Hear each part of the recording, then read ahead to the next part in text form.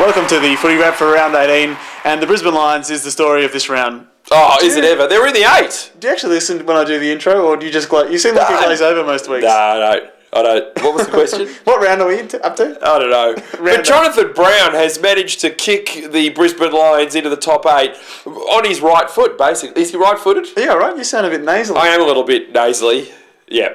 But I'm not as wussy as Glenn Archer, who missed the Brisbane game through gastro. Let's talk about the Brisbane Lions, though. They're in the top 8. Yep.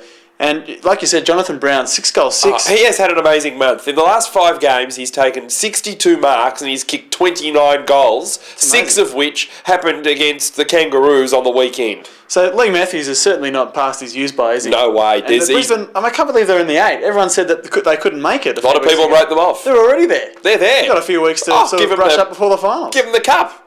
I reckon they're all the way. If Jonathon Brown continues the form that he's had for the last 5 weeks, I think... No, I'm not going to say Brownlow, I'm going to say Australian of the Year.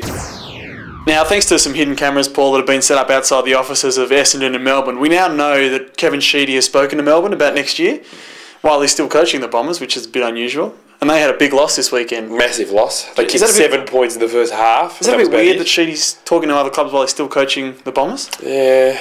You'd be concerned if, you were his wife and he started to look for other partners, Well, before he actually dumped you. We know that Neil Danaher has spoken to Essendon. Yeah. So there could be a straight swap there. Uh-huh.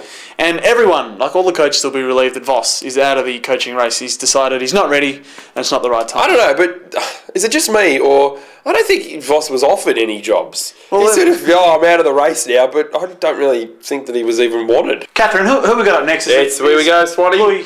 Greg Swan. Sorry? I'm here. Have we got Michael Voss. Yep. Michael, how are you? Good. Yeah, good to see you. Oh, well. He's going all right? That's good. Don't know if I want to coach next year. Not too sure. Really? Yeah. Oh, well, good luck with your media stuff and all that. Guess what? I probably made the short list there. Oh, this is just who's coming about the coaching job. Okay. We've got Bluey McKenna. Plan B, is it? You got Plan B. There's Guy McKenna. Yeah, Guy McKenna. Yeah. Well, he's done a few years under Mick Malthouse. Yeah, well. I mean, does he do anything? Makes the coffee for Mick. Maybe, cleans his moustache occasionally. Mick's moustache isn't nearly as impressive as Barney's. Well, what are you doing here? Lee Matthews, I coached. Well, I didn't coach, but I was under the legend. Not literally under him, but hey, whatever it takes to win 3 premierships. Yeah. Bluey McKenna, as a 2. player. Yeah, oh well. So, short walk in the park from playing to coaching. Well, I don't know. I think you're underestimating. Well, do you want to do the job? No, you can't have me now because I think I'll quit anyway. But if you're going to offer it to me, no deal. No deal for Vossy. St Kilda are going to announce $1 million profit, I believe, again at the end of this year. It's huge for them. They're going really well financially. Yep. Now, Ross Lyons demanded that they improve their medical department because they've had heaps of soft tissue injuries this year. Luke Ball's career has been cut down. Yeah. They could have done a lot better this year had they not had those. So what, they're not just going to spend the big dollars on it? Well, Rob Butters has said there's no guarantee that he's going to spend that money on the medical department. So, begs the question, what's he going to spend the $1 million on? $1 million bucks? Yeah. I don't know. If you were the president of St Kilda, what do you think you'd spend it on? Fraser Garrick shorts? Yeah, well... They're not a standard size. He might not be there next year. No, that's true. What about Nick Rewald? He'd have to get his hair touched up every so often. I think he does, yeah. And Stephanie McIntosh, she'd be quite demanding as a girlfriend. She wants to release another record next year, I think. So, buy your earplugs early, people. Paul, North Melbourne in the next 2 weeks have got West Coast and Geelong. So their season's still really on tenterhooks. Crunch time. Yeah, pivotal. There'll be pivotal games. Yep. Should we have a quick look at the ladder?